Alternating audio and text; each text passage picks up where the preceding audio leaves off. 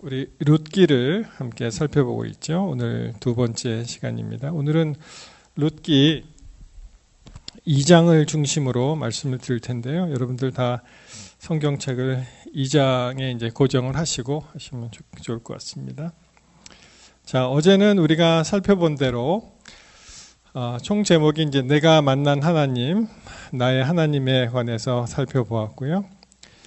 오늘은 둘째 날 기뽀르 하일입니다. 이게 이제 원어를 제가 그냥 가지고 나왔습니다. 아시는 대로 이제 히브리어는 여러분 보시기에 이제 오른쪽에서 왼쪽으로 읽습니다.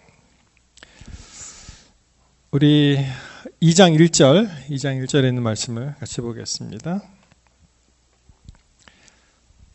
나오미의 남편 엘리멜렉의 친족 중 유력한 자가 있으니 그 이름이 보아스라 이렇게 되어 있죠.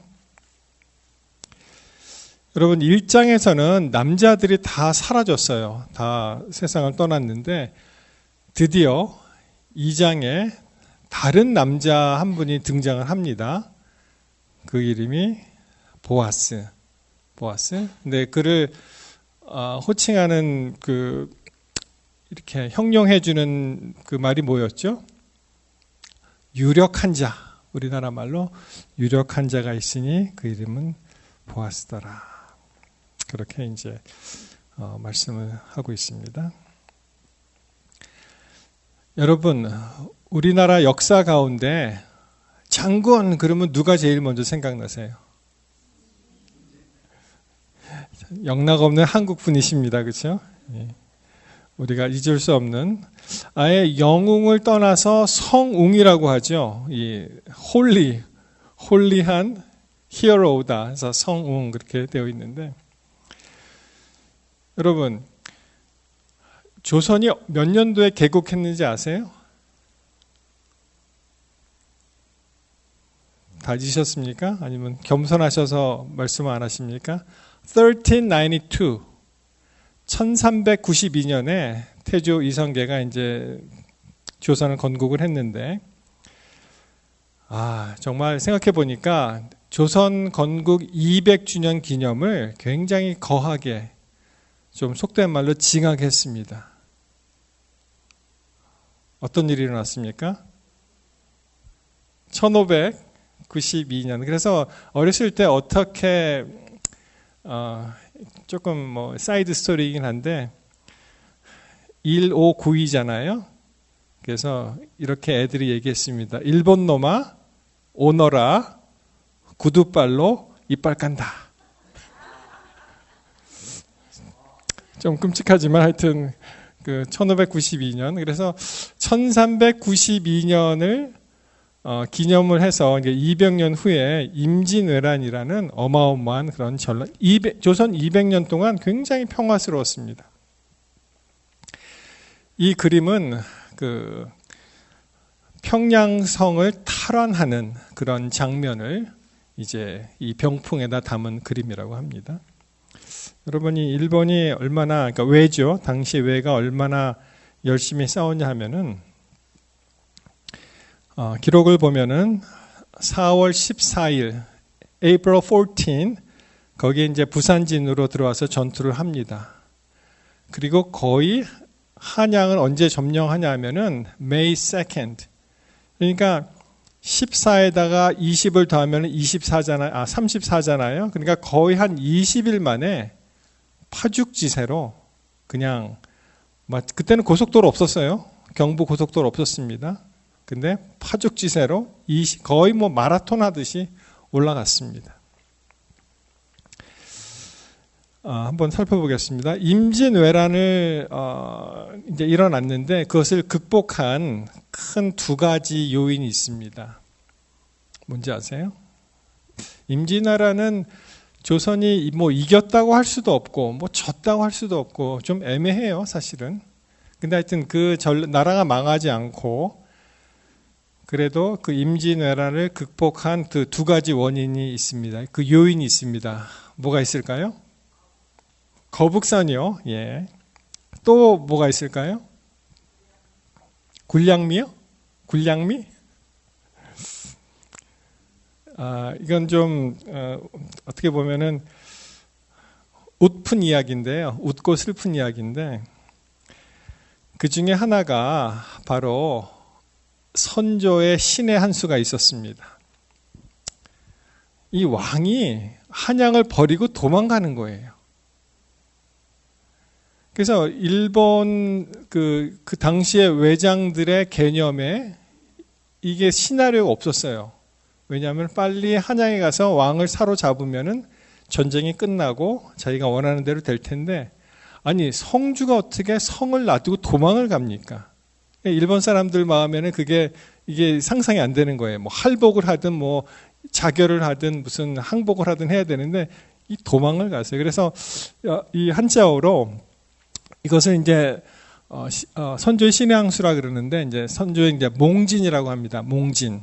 이게 무슨 말이냐면은 이 먼지를 뒤집어 쓴다 이런 뜻입니다. 이 진짜가 이제 먼지 진짜잖아요. 몽진 그래갖고 뭐 임금한테 하는 얘기니까 그냥 참 고급스럽게 먼지를 뒤집어 썼다고 하는 것인데 사실상 도망한 거죠. 나 몰라라. 백성들 다 놔두고 나 몰라라 하고 도망을 합니다. 그래서 임금이 난리를 피하여 안전한 곳으로 도피하는 것을 몽진이라고 해요. 비슷한 말이 파천이라고 있습니다. 그래서 이제 아관 파천, 우리가 역사 시간에 그 러시아 공사관으로 이제 고종이죠. 이제 그 궁을 그 몸을 옮기는 게 이제 아관 파천이고 이제 비슷한 말로 이제 몽진이라고 있는데 이것이 어떻게 보면은 굉장한 그런 일이었습니다. 일본 사람들이 싸움을 더 이상 하지 못하고 허탈해하는 그런 일이 이제 됩니다. 그래서 이제 그 선조의 몽진을 보면 한양에서 4월 30일에 출발을 해서 개성 거쳐 평양성, 영변 그리고 의주 끝까지 갑니다. 조금만 더 가면 어디예요? 이제 중국 땅이에요. 이제 도망가는 거죠. 이제. 근데 백성들이 말렸어요. 선조 마음에는 중국으로 넘어가고 싶었는데 백성들이 만약 임금이 짐이 이 나라를 떠나면은 조선은 이제 더 이상 조선이 아닙니다. 그리고 이제 뜯어 말렸습니다. 그래서 여차여차 갖고 이제 이렇게 맛을 보는 거죠. 내가 넘어갈까 말까 하다가 그냥 거기서 머무른 그런 것이 있었습니다.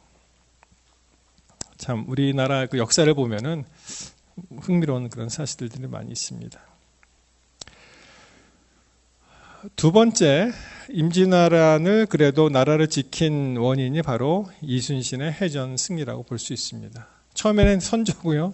근데 이 선조가 신의 한 수가 뭐냐면은 유성룡, 당시 재상이었던 유성룡이 이순신을 천거합니다. 이 사람을 쓰십시오. 그래서 뭐 그러니까 예를 들어서 뭐 5급 사무관이 막 1급 막 이렇게 국장급으로 올라가는 그 정도의 그 계급 변화가 있었다고 하죠. 그래서 이제 이순신의 해전의 승리가 바로 임진왜란을 극복한 요인 중에 아주 큰 일이죠. 왜냐하면은 이 전쟁에 있어서는 보급이 굉장히 중요하잖아요. 근데 이제 육지로 가면 오래 걸리고 시간도 많이 걸리고 힘든데 바다 뱃길로 가면은 이제 쉽게 갈 수가 있는데 그 뱃길이 막혀버렸습니다. 이순신 때문에. 그래서 여러분들 뭐 서울 광화문 보시면 이 동상이 이렇게 서 있죠. 많이 바뀌었더라고요. 한국에 가보니까. 전에는 제가 한국을 떠날 때에는 이 광화문 내거리에 그 가운데가 이 가로수가 은행나무 가로수가 이렇게 쭉 심어져 있었어요. 근데 그거 다 없어졌습니다. 다 없어지고 이순신 장군 동상 뒤로 세종대왕 또 좌상이 생기고 그리고 이제 공원 그렇게 꾸며놓았습니다. 이순신을 굉장히 유명하게 만든 것 중에 하나가 이제 소위 말하는 한산도 대첩이죠. 임진왜란 3대 대첩 중에 하나라고 하는데 이순신의 하객진, 왜군의 날개를 꺾다. 하객진이란 말은 이 익이 날개 익자입니다. 학의 날개 모양으로 이 배열을 해갖고 이렇게 외선을 감쌉니다. 이렇게. 그리고 집중 포화를 이제 날려서 그들을 이제 괴멸시키는 건데 굉장히 유명한 전법 중에 하나죠. 이순신은 전쟁의 신이라는 별명이 있어요. 23전 23승. 임진왜란 때 왜군하고 싸울 때 부딪히면 무조건 다 이겼습니다. 23전 23승. 그 요인 중에 하나가 뭐 그가 병법을 잘 준비하고 병법을 잘 익히고 그런 것도 있지만 또 하나는 자기가 이길 싸움만 가서 싸워서 이깁니다. 그러니까 예를 들어서 대마도에서 배가 이렇게 건너오는데 그것을 이렇게 쳐 부수고 그렇게 하진 않아요. 딱 봐갖고 이길 수 있는 그 전쟁에 나가서 이기는 그런 일을 하였습니다. 여러분, 우리가 이순신이라고 하면은 장군이라고 하면은 이순신이 탁 떠오르듯이 여기에 보면은 우리 한글이 좀 약해요. 그러니까 이 감이 보면은 그냥 뭐라고 되어 있어요? 엘레멜렉 친족 중에 어떤 자? 유력한 자가 있는데 그 사람이 보아스다. 유력한 게 뭐냐는 거예요. 이게 뭐 돈이 많은 겁니까? 뭐 지위가 높은 겁니까? 아니면 힘 좀 쓰는 사람입니까? 뭐예요, 유력한 자가? 자, 조금 그것을 살펴보기 전에 이 보아스라는 인물에 대해서 한번 보겠습니다. 사경의 시간이니까 이 보아스의 그 낱말 뜻이 어떤 게 있는지 아십니까? 보아스? 미리 공부 안 해오셨어요? 신 목사가 이거 질문할 것 같은데 그러고 안 해오셨습니까? 이것이 이 quickness, 굉장히 신속하다 이런 뜻이 있고요. 보아스가 또 이것보다 더 많이 알려진 뜻이 바로 이겁니다. strength, mighty, 힘이 세다, 강하다 이런 뜻을 가지고 있어요. 보아스가. 그리고 그가 엘리멜렉의 친족, 이게 굉장히 중요합니다. 세 번째가 엘리멜렉의 친족이라는 거. 그래서 마치 어떠한 그 인상을 우리에게 주냐 하면은 사실은 이 보아스가 리디머잖아요. 고엘, 예수님을 대표하는 사람인데 우리 예수님이 어떤 분이시라고 소개하는 겁니까? 그가 강력한 힘으로 신속하게 우리를 구원하시는 자이다. 그런 이제 이미지가 있습니다. 또 보아스라는 그러한 이름이 등장하는 곳이 또 있습니다. 그 명칭이 혹시 어딘지 아십니까? 보아스 똑같은 단어예요. 보아스. 맞습니다. 여러분 그 솔로몬 성전 그 낭실 앞에 있는 기둥이 몇 개인지 아세요? 그 솔로몬 성전 낭실 앞에 두 기둥이 있습니다. 한 기둥 이름이 야긴, 그리고 다른 기둥 이름이 바로 보아스입니다. 그래서 야긴은 우편 기둥을 얘기하고요. 이 뜻은 똑바로 서다, 이 세우심을 얘기하고 그 다음에 보아스는 좌편 기둥을 이야기하는데 그 의미는 아까 살펴본 것 같이 강함, 힘, 능력. 그래서 하나님께서 이 성전을 세우실 때에도 어떤 마음으로 우리에게 주셨냐면은 하나님이 세우신 이 성전이 강하게 서 있다라는 그런 의미가 있습니다. 그 이야기가 열왕기상 7장 15절, 20절, 21절 그리고 역대하 3장 17절에 나오는데 일단 3장 17절에 있는 말씀을 보겠습니다. 그 두 기둥이 두 개, 그 두 기둥을 성전 앞에 세웠으니 왼쪽에 하나요, 오른쪽에 하나라. 오른쪽은 야긴, 왼쪽은 보아스라고 불렀다는 것입니다. 그래서 이 보아스가 뭐 룻기를 중심으로 또는 족보를 통해서 많이 나오지만 그 중에 보아스라는 인물하고 이제 성전 기둥에 보아스라는 말이 있습니다. 여러분 아까 그 유력한 자에 해당되는 그 히브리 원어가 오른쪽으로부터 이제 왼쪽으로 있는 거예요. 이시 기뽀르 하일입니다. 그래서 오늘 제목이 기뽀르 하일이에요. 유력한 자라는 뜻입니다. 기뽀르 하일. 기뽀르란 뜻은 영어로 보시면은 mighty, 강력하다, powerful, 굉장히 힘 있다, 권위가 있다, 능력이 있다. 그래서 사실은 이게 밀리터리 용어에 많이 나옵니다. 군사적인 용어로. 그럼 하일은 무엇인가? 하일이란 뜻도 이제 비슷합니다. 하일이란 뜻도 physical strength, 우리의 그 육체적인 힘이 굉장히 강한 걸 얘기하죠. 그리고 wealth, 굉장히 부한 것, 넉넉한 것, 풍요스러운 것, 그리고 valor는 용맹 이런 뜻입니다. 그래서 용감한 자 이런 뜻입니다. 그래서 이 깁보르하고 하일이 사실은 서로 이렇게 합쳐져 갖고 굉장히 의미가 증폭되는 단어예요. 그래서 이렇게 형용사로도 쓰일 수 있지만 그러한 사람도 이야기를 합니다. 자, 몇 가지 성경줄을 보겠습니다. 여호수아 1장 14절에 보시면 너희 처자와 가축은 모세가 너희에게 준 요단 이편 땅에 머무리려니와 너희 용사들은 이게 뭐예요? 여기서 그냥 용사가 아니고 깁보르 하일이에요. 깁보르 하일. 용사들은 무장하고 너희 형제보다 앞서 건너가서 그들을 도와라. 그래서 용사들이 하는 일이 그 다음 절에 나오죠. 여호와께서 너희로 안식하게 하신 것 같이 너희 형제도 안식하게 되며 그들도 너희 하나님 여호와께서 주시는 땅을 얻게 되거든 너희는 너희 소유지 곧 여호와의 종 모세가 너희에게 준 요단 이편 해돋는 편으로 돌아와서 그것을 차지하라. 그래서 용사들이 한 일을 보면은 안식을 주고 땅을 정복하고 땅을 소유하는 그러한 군사적인 싸움에 능한 사람을 바로 용사, 원어로 깁보르 하일인데 보아스를 보고 뭐라고 했어요? 깁보르 하일이 나타났다라고 얘기하는 것입니다.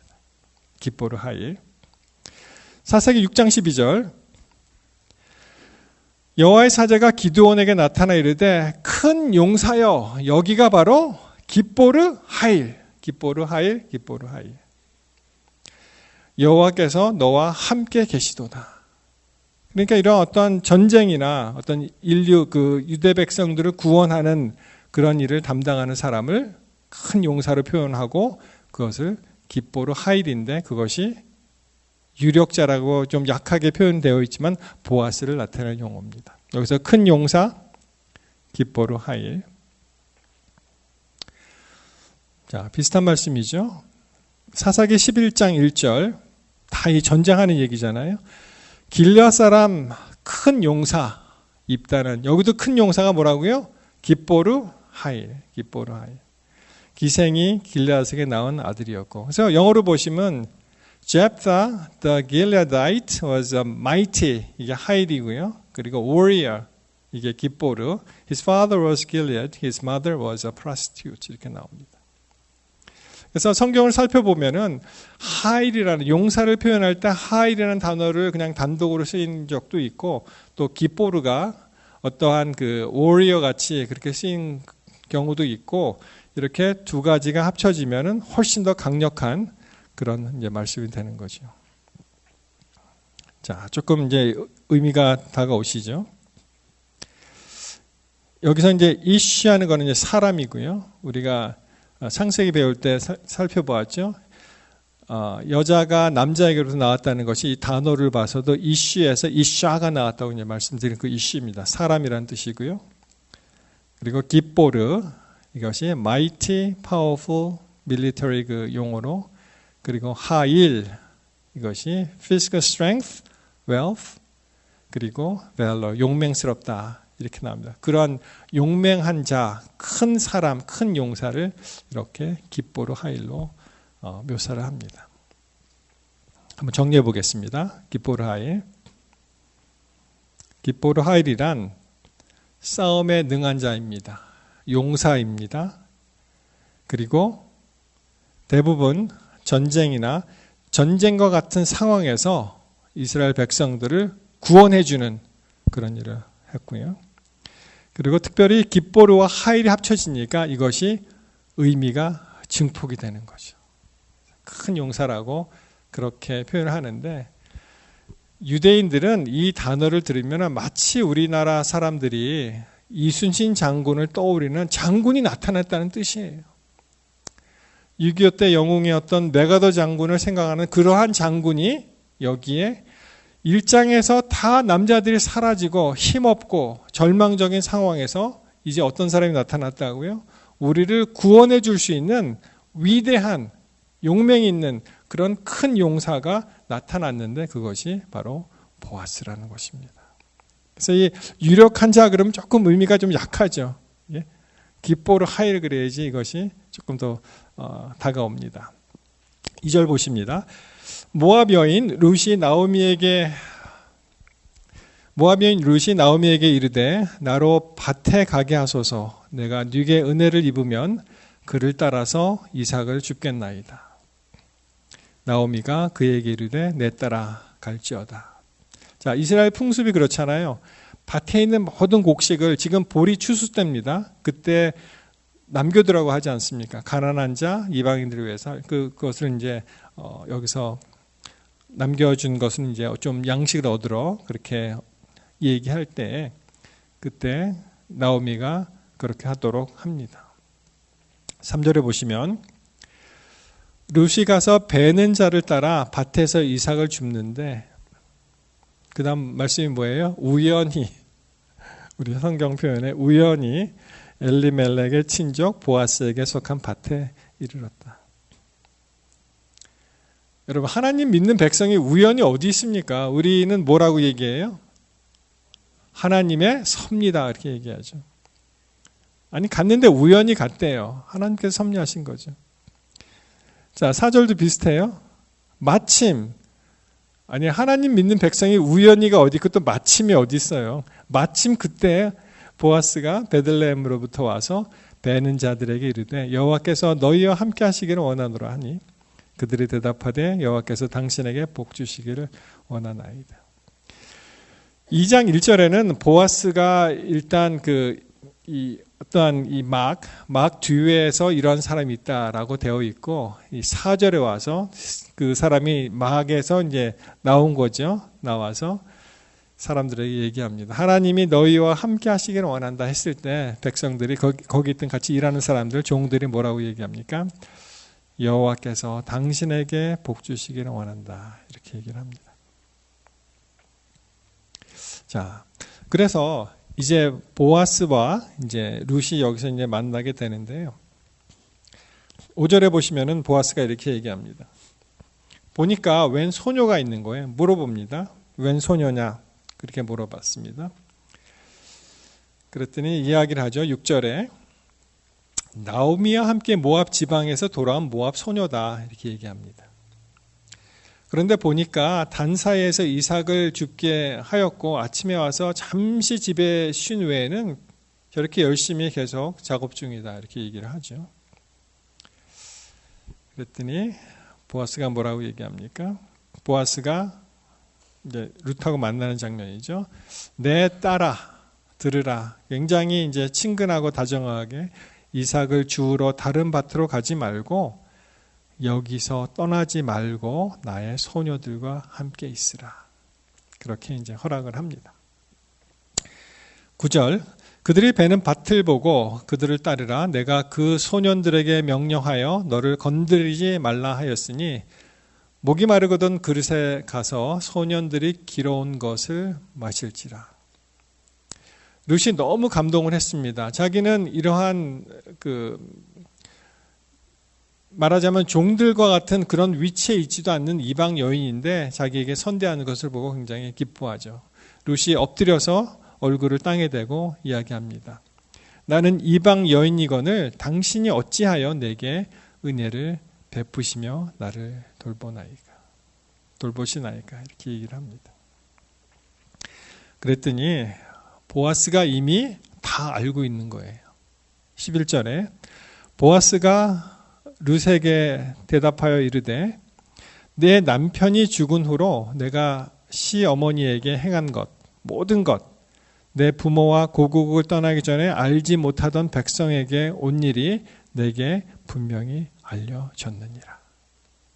무슨 말입니까? 여러분 우리가 어려운 일을 당하고 억울한 일을 당하고 힘든 상황이 있어서 아무도 모르는 것 같죠. 나의 슬픔에 대해서. 근데 누구는 아신다? 하나님은 이미 알고 계신다는 겁니다.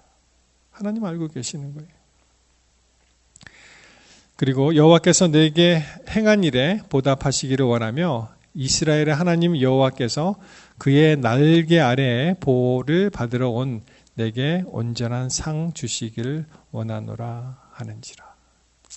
그래서 이렇게 그 가련한 여인을 보아스가 마치 우리 예수님 생각나잖아요. 예수님께서 우리에게 하시는 것. 내가 네 슬픔을 다 안다. 네가 당한 일을 다 안다. 조금만 참아라. 내가 있지 않느냐. 이렇게 말씀하시는 것 같습니다.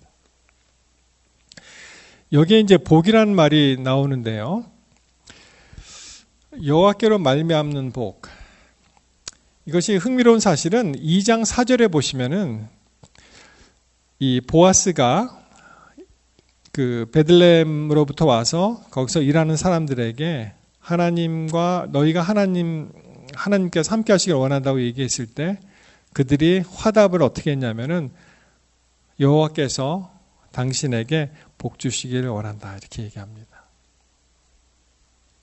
자, 하나님이 함께 거하기를 원합니다. 축복합니다 할 때 그 종들이 당신도 하나님의 복이 함께 하시기를 원합니다. 이렇게 이제 생각을 하는 거죠.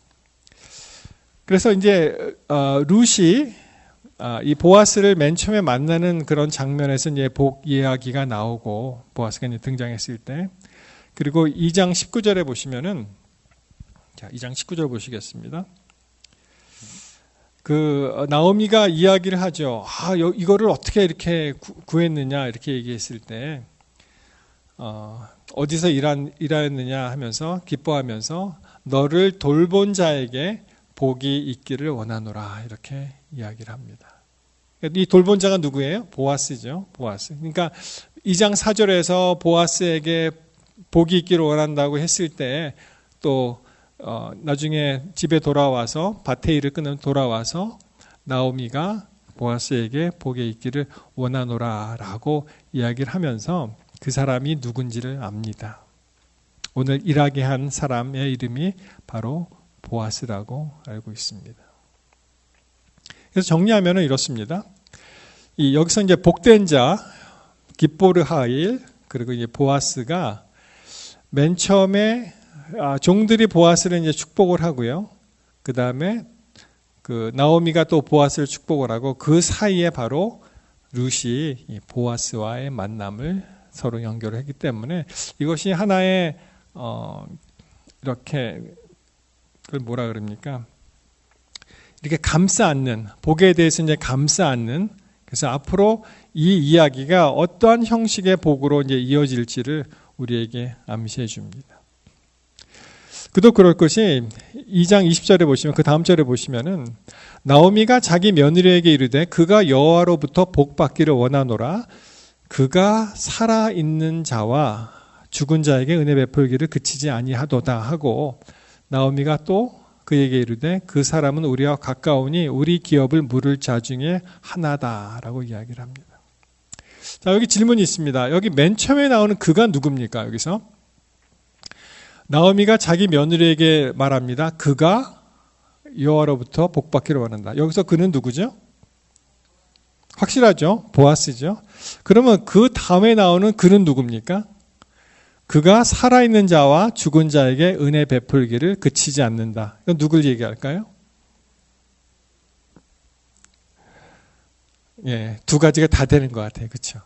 보면은 여기서 이제 문맥을 보면은 여기서 그도 역시 보아스죠. 왜냐하면은 그 나중에 그가 이제 기업 물을 자 중에 하나라고 얘기했기 때문에 보아스가 되는데 그런데 잘 살펴보시면 어떻게 사람이 죽은 자에게까지 축복을 할 수가 있겠어요. 그렇죠?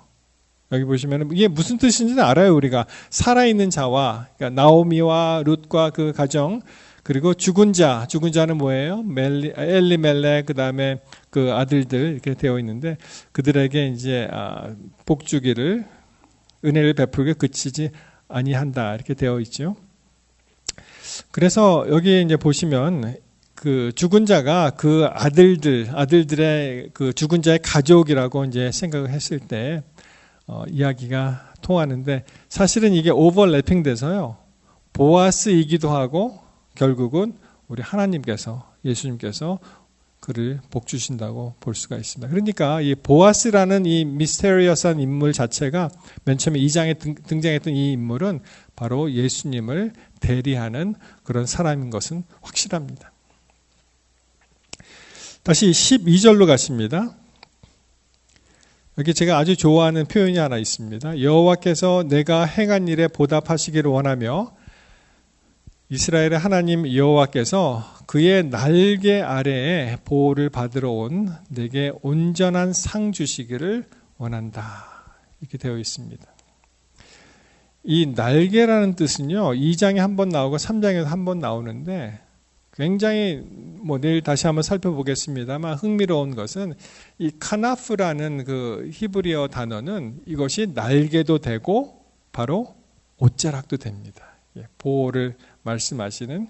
그래서 여기서는 그가 이제 날개 보호 아래에서 보호받기를 원한다고 말씀하시고 이제 3장에 가서는 적극적으로 룻이 보아스에 가서 당신의 옷자락으로 나를 덮어달라고 이야기를 하죠. 그래서 이 그의 날개는 굉장한 그런 의미가 있는데요. 우리가 성경에 보시면은 강력한 하나님의 보호하심과 도우심을 날개로 많이 표현을 합니다. 한번 보겠습니다. 19장 4절 출애굽기. 내가 애굽 사람에게 어떻게 행하였음과 내가 어떻게 독수리 날개로 너희를 업어 내게로 인도하였음을 너희가 보았느니라. 여러분 이것은 상징이죠. 상징입니다. 그렇죠? 어떻게 독수리 날개로 너희를 업었다. 실제로 독수리 날개에 이스라엘 백성들이 올라탄 것은 아니니까. 그리고 비슷한 말씀이 신명기 32장 11절에 나오는데 마치 독수리가 자기 보금자리를 어지럽게 하며 자기의 새끼 위에 너풀거리며 그의 날개를 펴서 새끼를 받으며 그의 날개 위에 그것을 업은 것 같다. 이런 표현이 나옵니다. 근데 여러분 이것도 상징이에요. 사실은 이것도. 근데 이제 많은 분들이 성경에 있는 말씀을 그대로 해서 그 독수리들이 날기 전에 이 어미가 이렇게 둥지를 흐트러뜨려서 새끼들이 애기 독수리들이 빨리 이렇게 날아가도록 돕지 않는가. 근데 정말 조류학자가 있으면 저 물어보고 싶어요. 저 이렇게 한 거 한 번도 본 적이 없거든요. 근데 이제 많은 사람들이 이걸 믿어요. 근데 그런 것 같진 않아요. 제가 보기에는. 물론 이 새들의 그 습성을 보면 그들이 이제 그 장소를 떠나는 그 이소 과정도 있고, 그 다음에 이제 먹이를 안 주잖아요. 어미가 나중에 아기 새들이 이제 계속 이 어미한테 붙어 있는 거를 이제 방지하기 위해서. 그렇지만 의도적으로 막 둥지를 흐트러뜨리거나 떨어지는데 날개를 받거나 그건 본 적이 없는 것 같아요. 저는 조류학자는 아닙니다. 그래서 동물학자가 있으면 물어보고 싶어요. 이게 정말 있는 것이냐. 근데 저는 아무리 봐도 이것은 비유의 말씀이다. 이렇게 생각을 합니다. 여러분 전에 한동안 유행했던 그런 좋은 그 우화가 있었잖아요. 말도 안 되는 얘기지만 그걸 또 진짜로 믿는 분도 계시더라고요. 솔개가 40년을 날아다니면 나중에 깃털도 힘이 없고 그리고 부리도 어떻게 돼갖고 그것을 죽어라고 이 부리를 돌에 부딪혀서 깨트리고 그 다음에 이 부리로 온 이 깃털을 다 뽑으면 새 깃털이 나고 부리도 새로 자라난다. 그거 우화입니다, 여러분. 근데 그거를 갖다 너무 감동을 받아갖고 진짜로 생각하시는 분이 계시더라고요. 아닙니다, 우화입니다. 독수리와 관련해서 이런 사진을 본 적이 있습니다. 이번에 여러분 어제 그 우박 내린 거 아시죠? 헤일스톤. 그래서 아마 어제도 비슷한 보도가 나온 것 같은데요. 이 독수리가 뭐 하는 것 같으세요? 눈 속에서 놀고 있습니까? 이게 사실은 흰머리 수리죠. 미국에서 드디어 국조로 지정했다는. 근데 잘못 알려져서 이게 희니까 머리가 없는 대머리라 그래서 대머리 수리는 아니고 흰머리 수리이긴 한데 얘가 지금 뭐 하고 있냐면요. 알을 품고 있는 거예요. 눈이 왔는데 알을 품고 있는 거예요. 이거 이 알을 보온해서 이제 부화를 시켜야 되잖아요. 그래서 이거를 품고 있는 거를 누가 찍었더라고요. 그래서 이 독수리가 이거 어떡하지? 그리고 이제 안절부절한 그런 모습이 보이는데요. 또 그 계시록 12장에 보시면은 그 여자가 큰 독수리의 두 날개를 받아서 광야 자기 곳으로 날아가 그 뱀의 낯을 피하여 한때 두때 반때 양육을 받는다.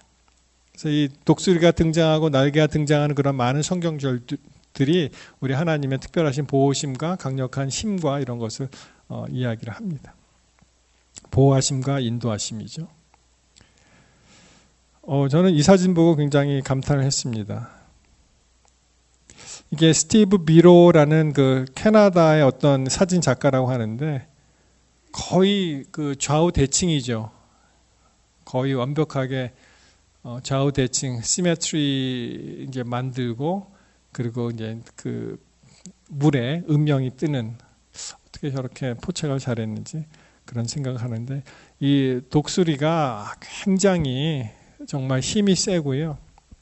이 악력이라 그러죠. 이 발톱으로 이 발이 얼마나 크냐 하면은 누가 사진을 비교했는데 보니까 거의 어른 주먹 하나가 그 안에 들어가더라고요.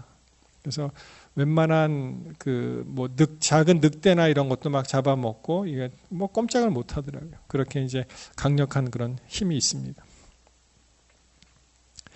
자, 2장 8절에 보시면 저도 이 2장에서 중요한 절수를 하나 찾는다면 바로 이겁니다. 잘 들어보세요. 보아스가 룻에게 이르되 내 딸아 들으라. 이삭을 주우러 다른 밭으로 가지 말며 어떻게 하라고요? 여기서 떠나지 말고 나의 소녀들과 함께 있으라 하는 것입니다.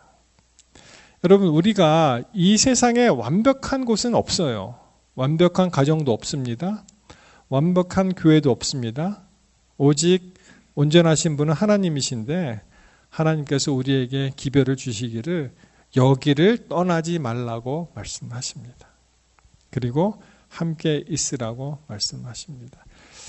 제가 고등학교 때 이제 원정리라는 그 경기도의 시골에 그 학위 봉사를 갔는데 그 염전지대가 있었습니다. 그래서 그 어린 마음에 이제 전도지를 분급을 하고 거기 있는 마을 사람들에게 교회로 이제 인도하기로 오고 그렇게 권유하고 했었는데 그 중에 한 분이 자기는 예전에는 교회는 다녔다는데 지금은 안 다닌다는 거예요. 제가 얼마나 그 어린 마음에 가슴이 아팠는지 나는 결코 절대로 교회를 떠나지 아니하리라 그렇게 결심한 적이 있습니다. 그리고 그 사람이 다시 돌아왔으면 참 좋겠다 그렇게 이제 생각한 적이 있습니다. 우리가 살아야 할 곳은 여기입니다. 바로 물론 이 교회도 완벽하지가 않기 때문에 여기서 때때로 어떠한 시련이나 뭐 유혹이나 또는 어려움이나 또 시기와 질투와 다툼이 있을지라도 그래도 어떻게 해야 돼요? 우리가 그래도 안전한 것은 하나님의 품이라는 것을 기억하게 되시기 바랍니다. 보아스가 룻에게 이렇게 얘기하죠. 여기를 떠나지 말고 함께 있으라고 그가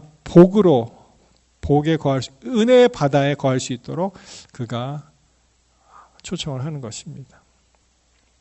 전에 이런 영상을 본 적이 있습니다. 이게 우리나라 말로 뭐라 그럽니까? 날치인가요? 날치라고 있습니까? 얘가 물고기긴 한데 비행하는 능력이 좀 있어요. 좀 날아갈 수 있는 힘이 있습니다. 그래서 얘가 나는 게 좋아, 하늘이 좋아 하고 날아가는 게 좋겠습니까? 아니면 그냥 물에 살았으면 좋을까요? 얘가 살 곳은 사실은 물이에요. 물. 아무리 물이 좀 어렵고 힘들고 하더라도. 그래서 이 BBC에서 좋은 영상을 하나 찍었는데 보면은 물론 큰 물고기가 이제 나와서 이 날치를 이제 잡으려고 이제 막 이렇게 하죠. 그래서 날치가 어떻게 해요? 날아갈 수가 있으니까 좀 날아갑니다. 날아가는데 문제는 뭐냐면은 공중에도 위험이 있다는 거죠. 어떤 경우에는 굉장히 높이에 한 100m 정도 날아간다고 하는데요. 보면은 그래서 저러한 그 고기에 쫓겨서 이제 날아가고 막 하긴 하지만은 그 위에는 뭐가 있습니까? 예, 안전하지 않은 거예요. 물고기는 그냥 물에서 사는 그것이 정석이지 아무리 물이 싫다고 해서 날아가 봤자 그 위에는 결국에는 다시 떨어지잖아요. 다시 떨어지는데 결국에는 더 위험한 그러한 말하자면 저게 이제 프리기트라는 새이긴 한데 얘네들이 이 그 물고기가 저렇게 하는 그 때를 이용을 해서 이제 기다리고 이제 잡아먹는다고 하더라고요. 그래서 참 어려운 그런 상황이긴 한데 그래도 저 물고기가 살아야 할 곳은 바로 물이 아니겠는가. 여러분, 우리가 아무리 좀 어렵고 힘든 일이 있더라도 우리는 여기를 떠나면 안 됩니다. 그래도 하나님의 이 전이 정말 아름다운 곳이고 이 지구상에서 죄악 세상에서 완벽하지는 않지만 그래도 어떻게 해요? 그래도 우리가 있어야 할 곳은 여기라는 것입니다. 전에 이 제네 페이지 말씀을 한번 드린 적이 있는 것 같은데요. 제가 중가주 합회에 있을 때 그때 이제 합회장 또 합회장이 이제 부인이셨는데 말씀드린 대로 이번 두 번째 남편이죠. 제리 페이지라는 분인데 맨 처음에 만난 그 남편이 목회자였습니다. 그분도 목회자였는데 근데 이제 뭐 간단하게 말씀을 드리면은 한 번은 이제 목회 한 5년 차에 너무 힘들고 해서 좀 쉬려고 이제 집에서 휴가를 받아서 이제 좀 쉬고 있는데 이 한 2살 된 아이하고 이제 그 아파트에 있는 그 스위밍풀에 이제 내려간 거죠.